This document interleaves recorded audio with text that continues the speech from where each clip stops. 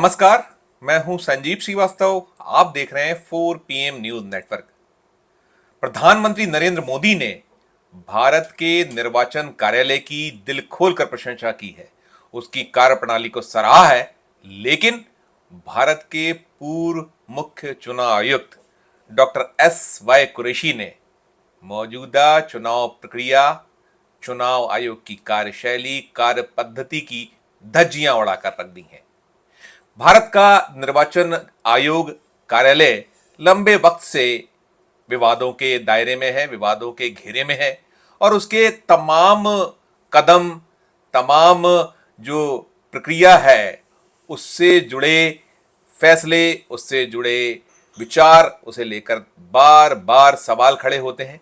और अभी तो यदि सबसे ज्यादा चुनाव आयोग किसी मसले को लेकर संदेह के दायरे में है या फिर कहिए कि उस पर आक्षेप लग रहे हैं, उंगलियां उठ रही हैं, तो वो हो रहा है अभी चल रहे चुनाव से जुड़े जो 4 चरणों का मतदान हो चुका और मतदान से जुड़े जो आंकड़े देरी से आ रहे हैं, विलंब से आ रहे हैं या आंकड़ों में बड़े बदलाव हो रहे हैं, उसे लेकर आयोग पर जमकर उंगलियां उठ रही हैं।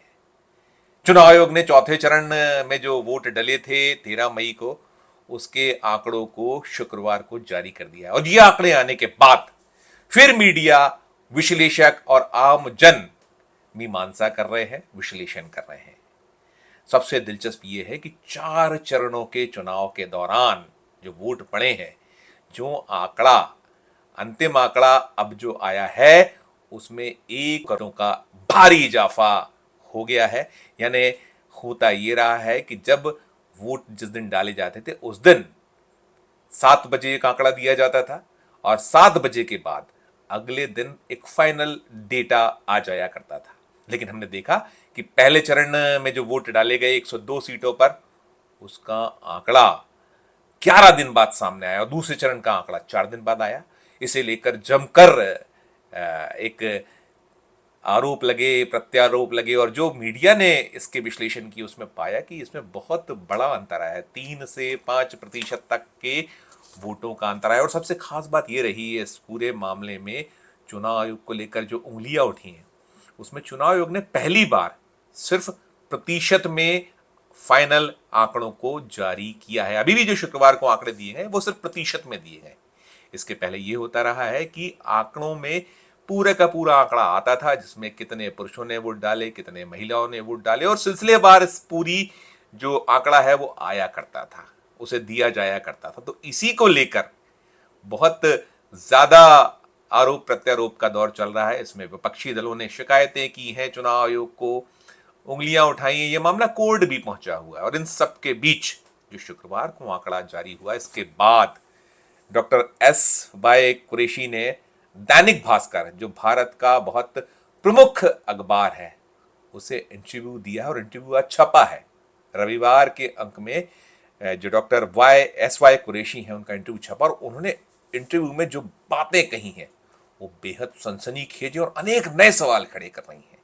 बहुत सारी ऐसी बातें निकलकर उसमें आई हैं जिसको पढ़ने के बाद आप चौंक जाइएगा।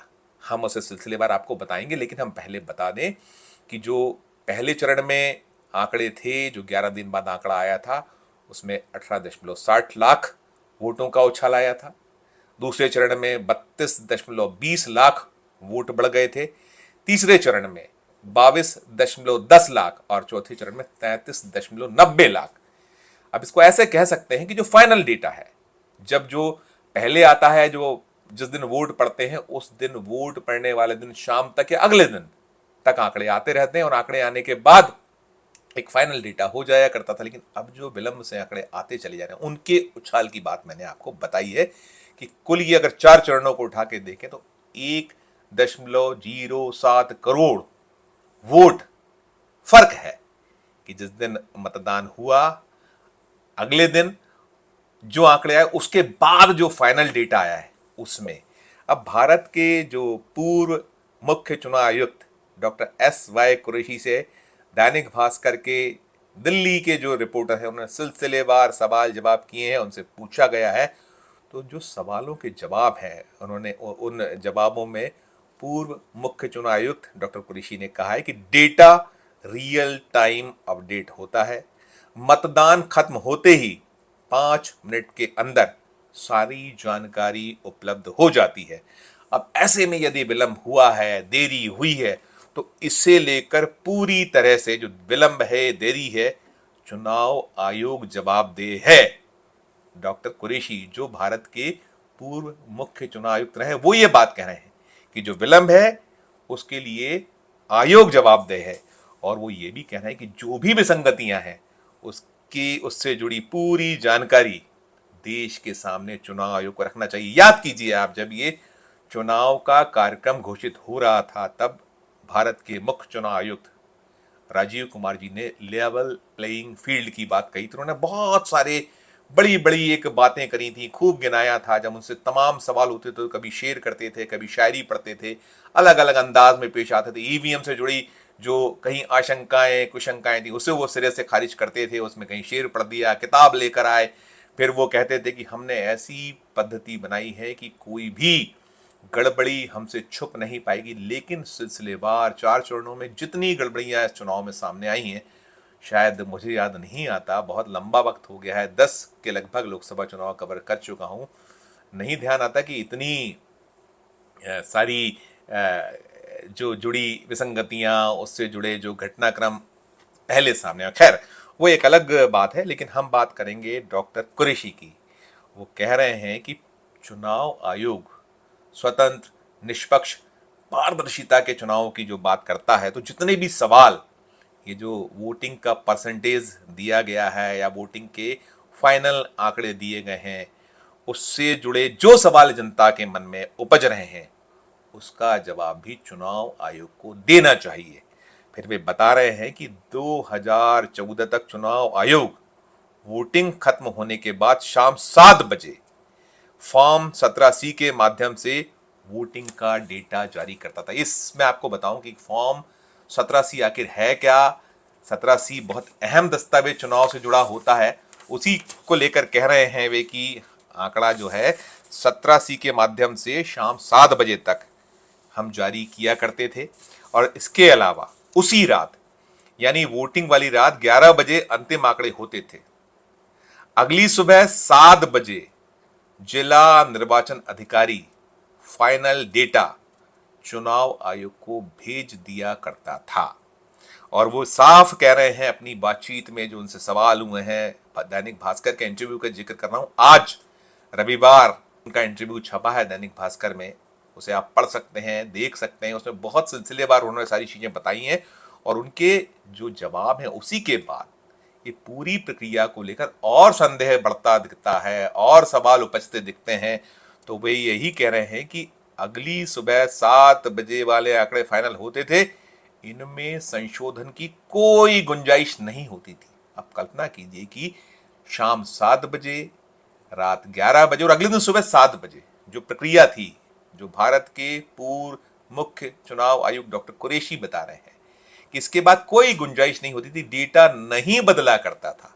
लेकिन जब 2019 के चुनाव हुए, बीजेपी ने शानदार जीत अर्जित की, 303 सीटें अकेली वो लेकर आई, उसका जो अलायंस है वो 350 के लगभग 350 पार पहुंचा।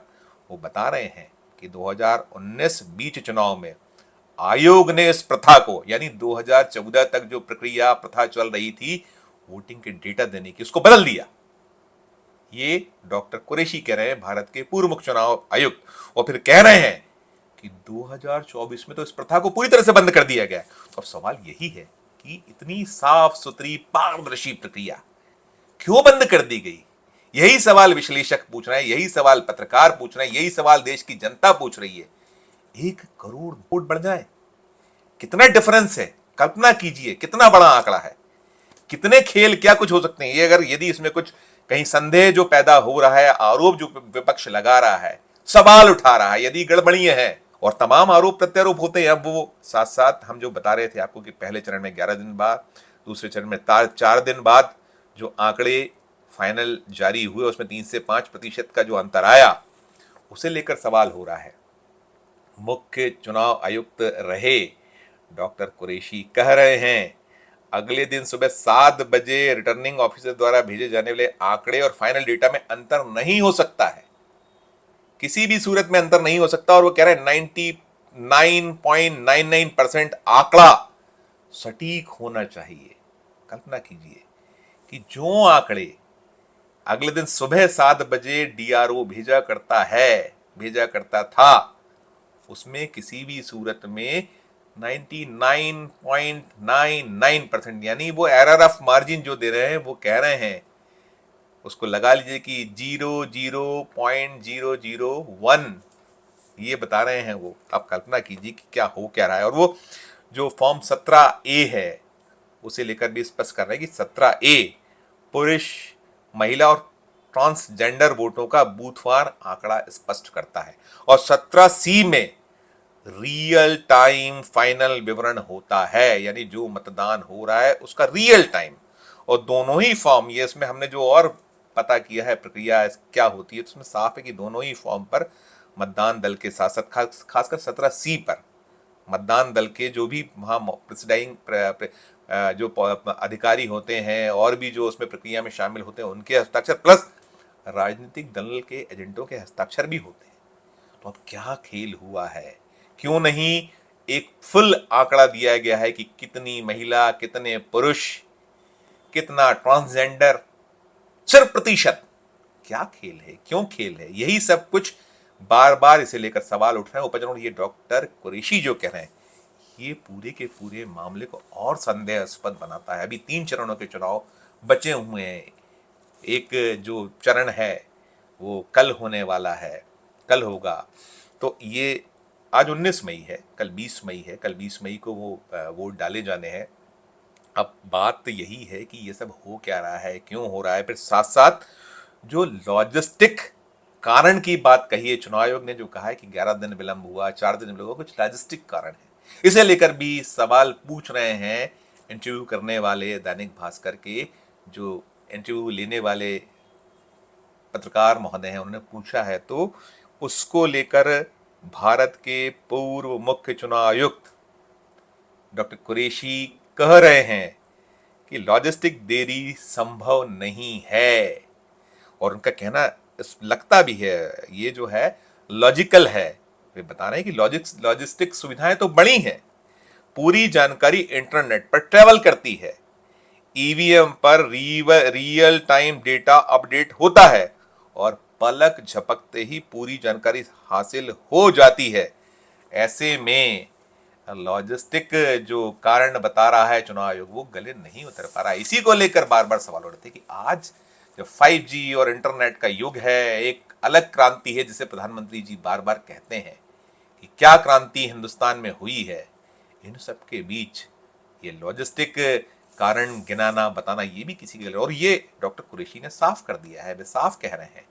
तो ये पूरा का पूरा मामला, पूरा का पूरा मसला डॉक्टर कुरैशी की जो इंटरव्यू है उसके बाद और गहरा रहा है, और संदेह पैदा कर रहा है, बहुत सारे सवाल खड़े कर रहा है। अब 5वें, 6ठे और 7वें चरण का चुनाव बचा हुआ है। एक चरण कल हो जाएगा, फिर 25 को होगा, और फिर 1 जून को वोट पड़ेंगे। बचे हुए 3 चरण जो हैं, इसके बाद नतीजा आना है। अब देखिए क्या कुछ होता है, लेकिन जो कुछ भी हो रहा है, भले ही प्रधानमंत्री, जैसा मैंने जहां से शुरू किया था कि उन्होंने बहुत तारीफ की है चुनाव आयोग की, बहुत पूरी की पूरी प्रक्रिया को उन्होंने सराहा है प्रधानमंत्री जी। उन्होंने कहा है कि पहले के जो भारत के में जो ये पूरी प्रक्रिया थी, इसमें जो मुख्य चुनाव आयुक्त होते थे उनको लेकर गिनाया है कि किसने कांग्रेस का टिकट पा लिया, कौन क्या पद पा गया, कौन सरकार से लाभान्वित हो गया, सारी चीजें गिनाते रहे प्रधानमंत्री जी, खूब तारीफ। लेकिन दूसरी ओर भारत के मुख्य चुनाव आयुक्त रहे डॉक्टर कुरैशी द्वारा उठाए गए सवाल, दिए गए जवाब उनके, जिसमें से बहुत सारे प्रश्न उत्पन्न हो रहे हैं, उनका जवाब तो अभी जो मौजूदा चुनाव आयोग है उसके अफसरान हैं, चाहे वो राजीव कुमार हों या फिर और उनके जो सहयोगी साथी हों, पूरा का पूरा कार्यालय है, वही दे सकता है। जनता पूछ रही है, जनता सवाल कर रही है कि ऐसे जबरदस्त जो दौर है, ये जो चाहे इंटरनेट हो या और जो ये पूरे का पूरा क्रांति है इस क्षेत्र की, उस सब के बीच क्यों विलंब, क्यों देरी? तो देखिए, जो कुछ है वो 4 जून को सामने आएगा, चुनाव के नतीजे जब आएंगे। लेकिन फिलहाल डॉक्टर कुरैशी का सनसनीखेज इंटरव्यू जो उन्होंने दैनिक भास्कर को दिया है, वो बहुत सारे नए सवाल खड़े कर चुका है और इसका जवाब देश की जनता के सामने निश्चित तौर पर आना चाहिए कि वास्तव में स्वतंत्र, निष्पक्ष और पारदर्शी चुनाव की प्रक्रिया में ये सब कुछ देरी और जो छुपाया जाना कथित तौर पर जो आरोप विपक्ष ने लगाए क्यों हो रहा है, क्या वजह है इसकी। इस वीडियो में फिलहाल इतना ही। हम फिर किसी नए विषय, किसी नए वीडियो के साथ आपके समक्ष उपस्थित होंगे। हमारा अनुरोध कि हमारे इस चैनल को लाइक कीजिए, सब्सक्राइब कीजिए और हमारा मध्य प्रदेश का जो चैनल है यदि उसे आपने ज्वाइन नहीं किया है तो ज्वाइन का बटन भी दबाइए, हमारी हौसला अफजाई करते रहिए। साथ साथ हमारे अन्य राज्यों के चैनल को भी लाइक कीजिए, सब्सक्राइब कीजिए, ज्वाइन का बटन दबाइए। हमारे इस वीडियो को अधिक से अधिक लोगों से शेयर कीजिए और वीडियो के कमेंट बॉक्स में जाकर कमेंट जरूर कीजिए कि वीडियो आपको कैसा लगा और देखते रहिए 4 PM न्यूज नेटवर्क। धन्यवाद, नमस्कार।